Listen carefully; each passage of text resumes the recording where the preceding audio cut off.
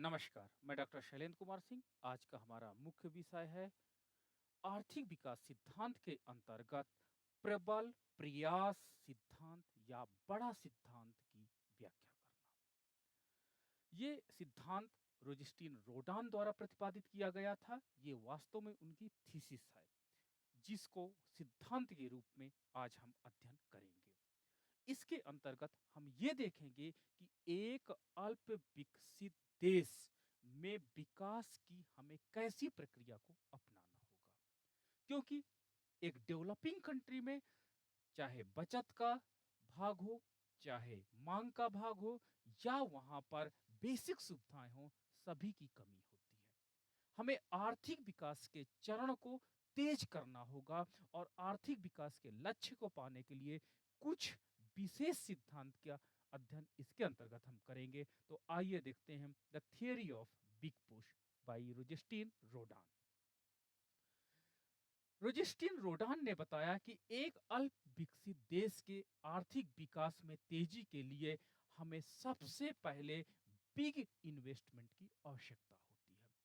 Big investment का यहां तात्पर्य यह होता है कि अर्थव्यवस्था में जो भी हमारे पास अर्थव्यवस्था में जो भी हमारे पास इन्वेस्टमेंट होता है वो सफिशिएंट नहीं होता या इतना अधिक नहीं होता कि वो आर्थिक विकास की गति को बढ़ा सके। अर्थात अर्थव्यवस्था में इन्वेस्टमेंट होता है डेवलपिंग कंट्रीज में, नो डाउट डेवलपिंग कंट्रीज में विकास होता है, बट डेवलपिंग कंट्रीज में एक प्रॉब्लम आती है कि यहां पर जो इन्वेस्टमेंट किया जाता है, यह इन्वेस्टमेंट का साइज इतना छोटा होता है कि ये अदर इंडस्ट्री को पुश नहीं कर सकता है, जिसके परिणाम स्वरूप इस प्रकार की अर्थव्यवस्था में निवेश करने के बावजूद ये आर्थिक विकास में आगे की ओर यानी ग्रोथ नहीं कर पाते। जब ग्रोथ नहीं कर पाते तो ये पिछड़ेपन का शिकार हो जाते हैं। अर्थात ये कैसा है कि इन कंट्रीज में इन्वेस्टमेंट होता है, इन्वेस्टमेंट होने के बावजूद भी ग्रोथ कम होता है। कारण क्या है? इन्वेस्टमेंट का साइज कम है, जिसके कारण ये इन्वेस्टमेंट अपनी पूर्ण दक्षता से कार्य नहीं कर पाता और अर्थव्यवस्था फिर से गरीबी के भंवर में फंस जाती है। दूसरा, अल्प विकसित देश में प्रोफेसर रोजिस्टीन रोडान ने बताया कि यदि आर्थिक विकास के लक्ष्य को पाना है तो हमें बिग इन्वेस्टमेंट करना है। छोटे छोटे स्मॉल इन्वेस्टमेंट से काम नहीं होने वाला है। हमें एक ही बार में बहुत बड़ा इन्वेस्टमेंट करना होगा, जो कि अर्थव्यवस्था में इकोनॉमीज डेवलप करेगा। इकोनॉमीज जिसको हम लोग मितव्यता कहते हैं, इकोनॉमीज डेवलप करेगा और यही इकोनॉमीज अदर इंडस्ट्री के लिए क्या करेंगे? एक प्रकार से पुश फैक्टर का काम करेंगे, जिससे अदर इंडस्ट्री भी तेजी से डेवलप हो जाएंगी। तो डेवलपिंग कंट्री में प्रोफेसर रोजिस्टीन रोडा ने कहा कि हमें बिग साइज में इन्वेस्टमेंट करना होगा। जब बिग साइज में इन्वेस्टमेंट करेंगे तो इकोनॉमिक प्रोसेस जो होती है, इकोनॉमिक प्रक्रिया वो तेज होगी, जिसके परिणाम स्वरूप हम आर्थिक विस्तार की तरफ तेजी से बढ़ेंगे। इकोनॉमिक डेवलपमेंट की प्रोसेस को हमको तेज करना होगा। दूसरा, रजिस्टीन रोडा ने अपना डिफाइन किया इंफ्रास्ट्रक्चर। डेवलपिंग कंट्री में इंफ्रास्ट्रक्चर का बहुत कमी होती है। इन कंट्रीज में ना तो प्रॉपर रोड्स होती हैं, ना तो प्रॉपर इलेक्ट्रिसिटी होती है, ना तो यहाँ पर क्या होता है वाटर होते हैं जो इंडस्ट्रीज के लिए बहुत अधिक आवश्यकता होते हैं, ना तो यहाँ पर रेलवे डेवलप होता है। परिणाम स्वरूप इन बेसिक इंफ्रास्ट्रक्चर के अभाव में अदर इंडस्ट्री जो चालू होती हैं होने के लिए प्रयत्न भी करती हैं, वो मितव्यता के अभाव में, जिसको कहते हैं कि इकोनॉमीज के अभाव में, लैक ऑफ इंफ्रास्ट्रक्चर के अभाव में ये भी बंद हो जाती हैं और जो भी हमारे पास इन्वेस्टमेंट हो जाता है वो पूरा बेकार हो जाता है। इसलिए हमें क्या करना पड़ेगा कि इन कंट्रीज में इंफ्रास्ट्रक्चर पे बहुत अधिक फोकस करना पड़ेगा और इंफ्रास्ट्रक्चर को डेवलप करना पड़ेगा, तभी हम डेवलपमेंट की प्रक्रिया को अपना पाएंगे। अब हम इसके अंतर्गत देखते हैं कि कितनी मितव्यताएं हैं, वो कौन-कौन सी बाह्य मितव्यताएं हैं जो किसी देश के आर्थिक विकास में रोड़ा बनती हैं। यदि इन मितव्यताओं का इन बाह्य मितव्यताओं को यदि हम समाप्त कर दें, तो हम इकोनॉमिक ग्रोथ के पाथ पे तेजी से चल सकेंगे। तो प्रोफेसर रोजेस्टीन रोडान ने यहाँ पर 3 प्रकार की इंडिविजुअलिटीज की बात कही है। सबसे पहले है इंडिविजुअलिटीज ऑफ डिमांड। अल्प विकसित देशों में मांग बहुत छोटी होती है, बहुत छोटी छोटी मांगे होती हैं। ये लोग डे बाय डे डिमांड पर निर्भर करते हैं, जिसके परिणाम स्वरूप मांग के अभाव पर मोस्ट ऑफ द इंडस्ट्रीज या अदर सेक्टर बंद हो जाते हैं।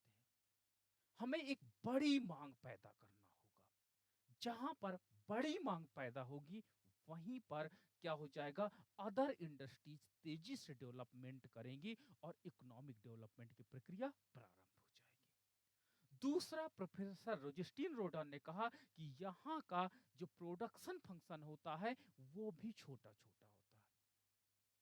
रोड थोड़ी दूर बनी है, पुल आधा एक साल में बना, आधा अगले साल में बना, और रेलवे एक साल में इतने किलोमीटर डेवलप हुआ, बट अभी ट्रेन नहीं चल रही है। इलेक्ट्रिसिटी के पोल्स लग गए हैं, बट अभी इसमें इलेक्ट्रिसिटी नहीं है। तो that is a very much individuality in the production function, जिसके कारण कुछ साल तो ये प्रोडक्शन फंक्शन वर्क ही नहीं करते, और कुछ दिन बाद जब ये प्रोडक्शन फंक्शन वर्क करते हैं, तब तक पुराने प्रोडक्शन फंक्शन कार्य करना बंद कर देते हैं। अतः हमें इकोनॉमिक डेवलपमेंट की प्रक्रिया अपनाने के लिए हमें ह्यूज इन्वेस्टमेंट करना पड़ेगा प्रोडक्शन फंक्शन पे, ताकि इकोनॉमिक डेवलपमेंट की प्रक्रिया तेज हो सके।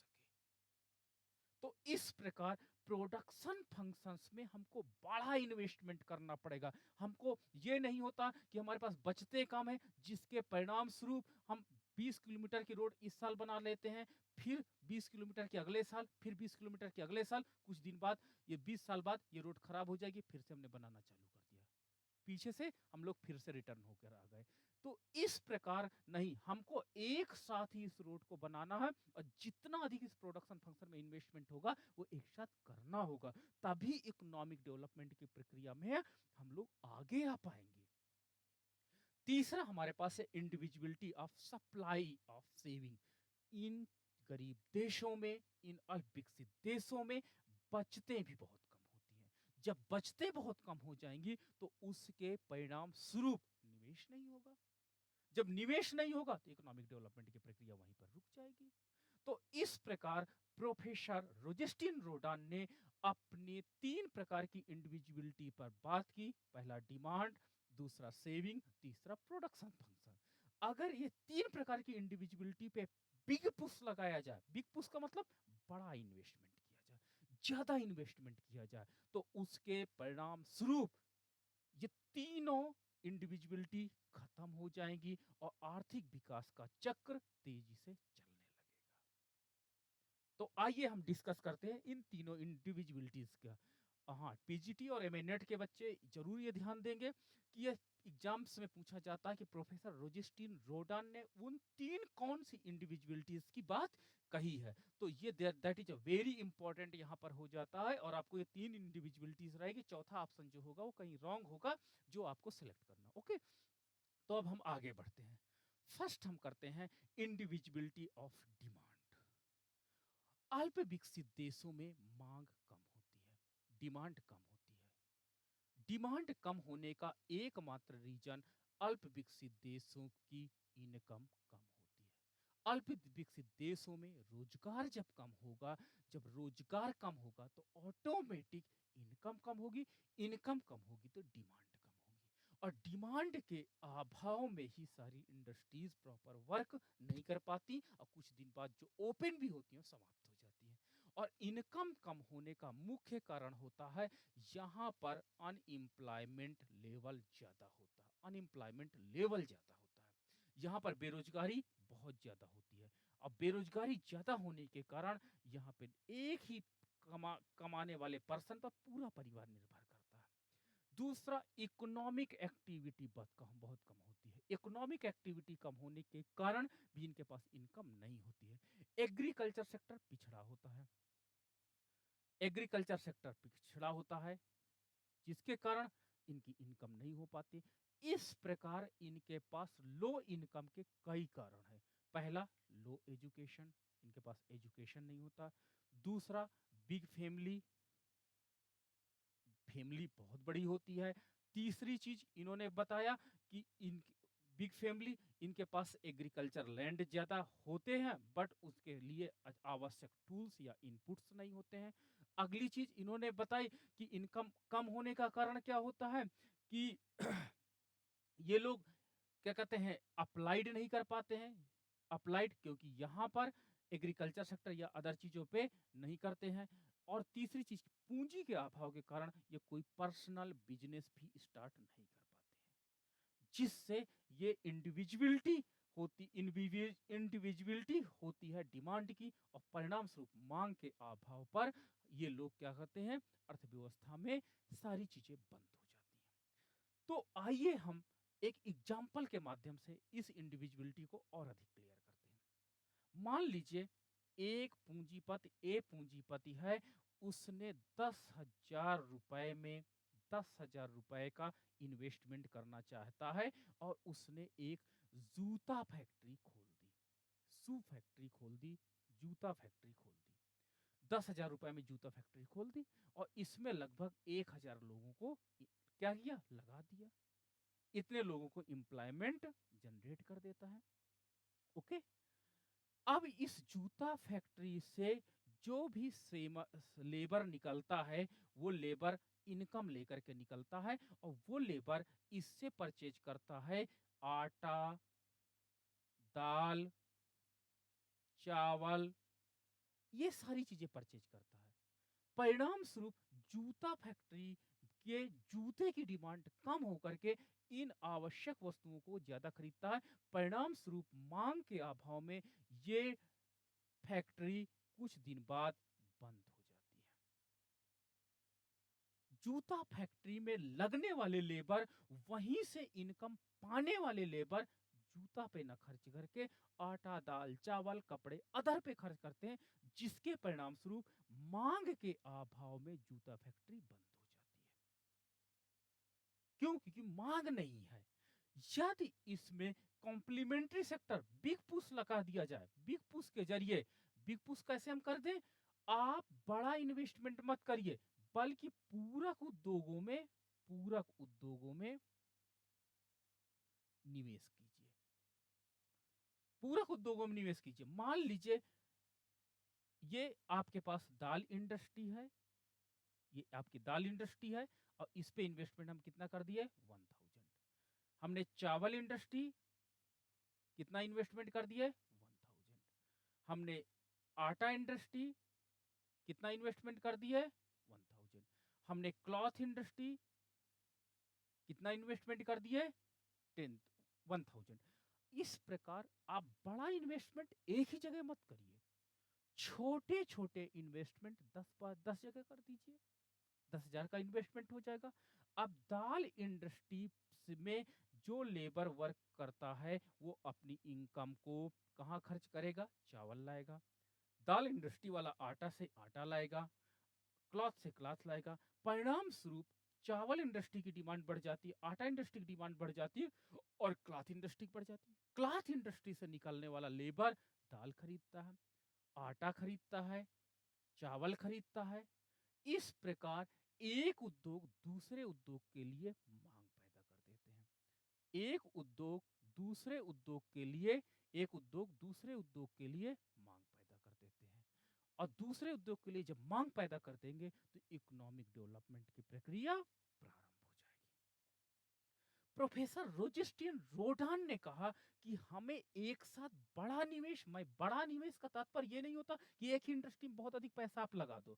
यहाँ पर बड़े निवेश का तात्पर्य पूरक उद्योगों पे आप निवेश करिए, ताकि एक उद्योग दूसरे उद्योग के लिए डिमांड पैदा कर सके और दूसरा उद्योग पहले और तीसरे उद्योग के लिए डिमांड पैदा कर सके। इस प्रकार पूरा उद्योग एक दूसरे के लिए मांग पैदा करेंगे और इकोनॉमिक डेवलपमेंट में इंडिविजुअलिटी ऑफ डिमांड, मांग की अविभाज्यता टूट जाएगी और एक बड़ी मांग पैदा हो जाएगी, अर्थव्यवस्था चलने लगेगी। आइए हम इसे एक रेखा चित्र के माध्यम से स्पष्ट करते हैं। रेखा चित्र में हमने आधार अक्ष पर एक्स कोई कमोडिटीज को लिया है तथा वाई अक्ष पर हमने मूल्य को लिया है। ये हमारे पास अल्प विकसित देश की एआर मांग है, ये मांग है। ये जो निगेटिव स्लोप की है आप देख सकते होंगे, निगेटिव स्लोप की मांग है। ये अल्प विकसित देश की मांग है, ये आप देख सकते हैं, ये अल्प विकसित देश की मांग है। ओके, मांग है और इसके आधार पर हमने एमआर वक्र ड्रा किया जो एआर के आधे से जाता है। ओके, अल्प विकसित देश में जो भी इंडस्ट्रीज लगाई गई हैं ये उसकी औसत लागत वक्र है तथा उसी के आधार पर सीमांत लागत वक्र का यहाँ पर रेखांकन किया गया है। अब आप एक बात देख सकते हो कि ये आपकी जो एआर है, जो आपकी एआर है दैट इज मींस ये प्राइस को रिप्रेजेंट करता है। यहां पर आप देखिए कि मूल्य से, औसत मूल्य से अधिक यहां पर औसत मूल्य से अधिक आप देखिए लागत है, क्योंकि अल्प विकसित देशों में लोगों के पास मूल्य देने के लिए कम होता है, क्योंकि वहां पर जब कोई उत्पादक निवेश करता है तो वहां लागत अधिक होगी, क्योंकि ये फैक्ट्री है, फैक्ट्री की कुछ कॉस्ट होगी। अब वो फैक्ट्री वाला क्या कर सकता है, आपकी इनकम कम है, ये तो उसने इमेजिन किया नहीं था। तो यहां पे देखिए मूल्य रेखा से ऊपर है औसत लागत रेखा। अब हम देखते हैं कि इक्विलिब्रियम पॉइंट आपका, ये आपका देखिए इक्विलिब्रियम है, ये आपका इक्विलिब्रियम है और इक्विलिब्रियम जहां पर एमआर इक्वल टू एमसी है, ये आप देखिए इक्विलिब्रियम है, यहां पर एमआर इक्वल टू एमसी है, अर्थात यहां पर संतुलित उत्पादन जो हो जाता है वो संतुलित उत्पादन OX1 हो जाता है तथा यहां पर MR1 इक्वल टू MC हो जाता है। क्लियर है? इस रेखा को हम ऊपर की ओर खींचते हैं, तो ऊपर की ओर खींचने पर हम देखते हैं कि AR रेखा को B पॉइंट पे कट करता है तथा AC को A बिंदु पर टच करता है। इसको हमने Y एक्सिस से मिला दिया। जब हमने Y एक्सिस से मिला दिया तो हम ये देख सकते हैं कि अर्थव्यवस्था में OP वस्तु का मूल्य होता है तथा OP1 वस्तु की लागत है। देखिए मूल्य कम है, लागत अधिक है। परिणाम स्वरूप ये शेडेड भाग आप जो देख रहे हैं, ये मांग के अभाव में उस फर्म को, जूता फैक्ट्री को लॉस होने लगा लॉस। जब लॉस होगा तो कितने दिन लॉस बियर करेगा, एक ना एक दिन इस कंपनी को छोड़ करके चला जाएगा। परिणाम स्वरूप क्या कहेंगे, मांग के अभाव में इंडस्ट्री बंद हो गई, वो लॉस पे काम तो करेगा नहीं। तो हम ये देखते हैं कि अल्प विकसित देशों में क्या प्रॉब्लम आती है कि यहां पर डिमांड के अभाव में, जब डिमांड के अभाव में इन कंट्रीज में क्या होता, फर्म को लॉस होने लगता है और जब फर्म को लॉस होने लगता है तो उससे एक प्रॉब्लम जनरेट होती है और वही प्रॉब्लम इनके लिए हो जाती है। हम फिर से रिपीट करते हैं कि AR और MR, AR1 and MR1 developing countries के डिमांड एंड मार्जिनल रेवेन्यू को दिखाता है, डेवलपिंग कंट्रीज के डिमांड को रिप्रेजेंट कर रहे हैं। ठीक है, AC और MC average cost and marginal cost representing the firm की कॉस्ट को रिप्रेजेंट कर रहा है। यहां पर फर्म की कॉस्ट, जिसको हम एवरेज कॉस्ट भी कह सकते हैं, इज ग्रेटर देन प्राइस है। कहां पर देख सकते हैं आप, यहां पर देख लो, यहां पर आप देख सकते हो कि फर्म का लागत अधिक है और उस कंट्री में डिमांड कम है।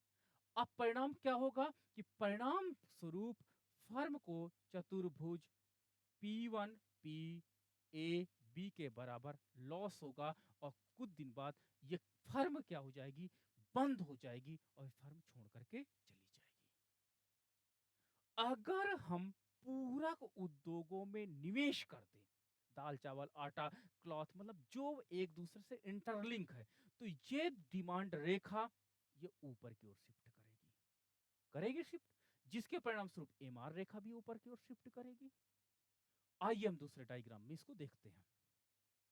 ये देखिए, यहां पर रेखा चित्र में आप देख सकते हो कि जब पूरक उद्योगों में निवेश किया गया, पूरक उद्योगों में निवेश किया गया, जब पूरक उद्योगों में निवेश किया गया तो डिमांड क्या हो गई, डिमांड रेखा ऊपर की ओर शिफ्ट की कि नहीं, जिसके कारण एमआर रेखा भी ऊपर की ओर शिफ्ट कर गई और उसके परिणाम स्वरूप we come at new equilibrium point, हम आ जाते हैं एक नए संतुलन बिंदु पर। और इस नए संतुलन बिंदु पर आप देखिए यहां पर that is even point where M R equal to M C, और यहां से हमने जब लंब डाल देते हैं और इस रेखा को ऊपर बढ़ाते हैं तो आप देखिए प्राइस कमोडिटी का ज्यादा है। यहां पर देखिए उसी फर्म की वस्तु का मूल्य अब ज्यादा मिलता है तथा उसकी लागत कम, और वही फर्म अब प्रॉफिट में आ जाती है।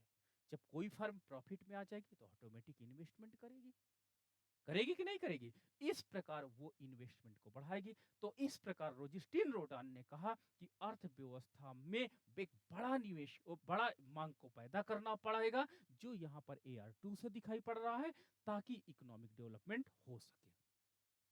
अब हम यहाँ पर ये देख सकते हैं कि जब अर्थव्यवस्था में पूरक उद्योगों में निवेश कर दिया गया तो पूरक उद्योगों में निवेश करने के परिणाम स्वरूप आपका E1 न्यू इक्विलिब्रियम पॉइंट हो जाएगा, न्यू इक्विलिब्रियम पॉइंट हो जाएगा, जहां पर MR1 is equal to MC होगा। क्लियर है? आपके पास उत्पादन OX2 हो जाएगा, दैट इज आउटपुट। क्लियर है? अब हमारे पास X2A1 विल बी प्राइस होगा। देखिए X2A1 विल बी प्राइस होगा और आपका ये लागत होगी, कितनी लागत होगी, X2B1 विल बी कॉस्ट। अब देखिए यहां पर price is greater than cost, और जब प्राइस कॉस्ट में है तो यानी फर्म को प्रॉफिट मिल रहा है। जब फर्म को प्रॉफिट मिलेगा तो ऑटोमेटिक री इन्वेस्टमेंट करेगा और इकोनॉमिक ग्रोथ की प्रोसेस तेज हो जाएगी। क्लियर है? तो प्रोफेसर रोजिस्टीन रोडान ने एक एग्जाम्पल के माध्यम से, डायग्राम के माध्यम से उन्होंने अपनी बात को बताया कि अर्थव्यवस्था में डेवलपिंग कंट्रीज में मांग का अभाव बहुत अधिक होता है और मांग के अभाव के कारण इंडस्ट्रीज वहां पे फल फूल नहीं पाती हैं। अतः हमें एक निवेश करना होगा, हमें पूरक उद्योगों में निवेश करना होगा, एक बड़ा इन्वेस्टमेंट करना होगा। ये नहीं कि केवल दाल की इंडस्ट्री आप खोल दो काम चल जाएगा, नहीं, आपको बड़ा इन्वेस्टमेंट करना होगा। बिग का तात्पर्य यह होता है कि आपको इन्वेस्टमेंट बड़ा करना है। आप ये नहीं कि दाल इंडस्ट्री आज खोल दीजिए, कल चावल खोलिए, फिर अगले साल ये खोलिए, ये नहीं हो सकता, क्योंकि फिर डिमांड के अभाव में ये इंडस्ट्रीज बंद हो जाएंगी। आपको क्या करना पड़ेगा, आपको इन्वेस्टमेंट करना है, बिग करना है, बट आपको सेलेक्ट करना है for which is the complementary sector, किस सेक्टर से डिमांड ज्यादा जनरेट होगी। दूसरा इन्होंने कहा इंडिविजुअलिटी ऑफ प्रोडक्शन फंक्शन, यह हमारा दूसरा पॉइंट है। दूसरे पॉइंट को प्रोफेसर इन्होंने कहा कि जो यहाँ पर अविभाजित उत्पादन फलन होता है, अर्थात अविभाज्यता के साथ उत्पादन फलन होता है, यहाँ पर बचत के अभाव में सामाजिक उपरिव्यय पूंजी, सोशल ओवरहेड कैपिटल का अभाव होता है। अर्थात यहाँ पर न तो बिजली होती है, ना तो पानी होता है, ना तो सड़क होती है, ना तो क्या कहते हैं सुरक्षा होती है, जिसके अभाव में कोई भी निवेशक निवेश नहीं करता। क्योंकि ये एसोसीज जो होती हैं, ये सामाजिक उपरिव्यय पूंजी, ये इंडस्ट्रीज के लिए economies, external economies, external economies generate करते हैं, जिससे उन कंपनियों को कार्य करने के लिए काफी प्रेरणा मिलती है। दूसरी चीज, अल्प विकसित देशों में ये प्रोडक्शन फंक्शन, जैसे एक रोड है, एक रोड 10 किलोमीटर एक साल बन जाती है, फिर बाकी 10 किलोमीटर अगले साल बनती है, तो कितनी हो गई 20, यानी ये 10 किलोमीटर अगले साल बनती है, फिर 10 किलोमीटर अगले। तो ये जब तक प्रोडक्शन फंक्शन यानी रोड कंप्लीट नहीं होगी तब तक उत्पादन नहीं दे सकती, इस पे हम इसका प्रयोग में नहीं ला सकते हैं। और जब हम ये 10 साल में पूरी सड़क बनती है सपोज दैट, तब तक ये खराब होने लगती है। तो पूंजी के अभाव में प्रोडक्शन फंक्शन पूरी तरह से कार्य नहीं करता। प्रोफेसर रोजिस्टीन रोडा ने कहा कि हमें प्रोडक्शन फंक्शन में एक लार्ज इन्वेस्टमेंट करना होगा और एक ही बार में इन्वेस्टमेंट करना होगा, ताकि प्रोडक्शन फंक्शन में ह्यूज कैपिटल की आवश्यकता पड़ती है। वो ह्यूज कैपिटल अगर एक साथ लग जाएगी तो ये प्रोडक्शन फंक्शन वर्क करना प्रारंभ कर देगा, जो अदर इंडस्ट्रीज को प्रेरित करेगा कि आप भी आओ इन्वेस्टमेंट करो। तो इस प्रकार हमें ह्यूज इन्वेस्टमेंट के द्वारा प्रोडक्शन फंक्शन की इंडिविजुअलिटीज को तोड़ना होगा। थर्ड बात प्रोफेसर प्रोफेसर ने कहा, बताया, थर्ड पॉइंट इन्होंने जो डिफाइन किया वो था बचत फलन, बचत की आपूर्ति। इन्होंने थर्ड पॉइंट डिस्कस किया कि अर्थव्यवस्था में यहाँ के लोगों की इनकम बहुत कम होती है और इन लोगों की इनकम कम होने के परिणाम स्वरूप ये लोग अधिक मात्रा में, इनकी इनकम कम होती है।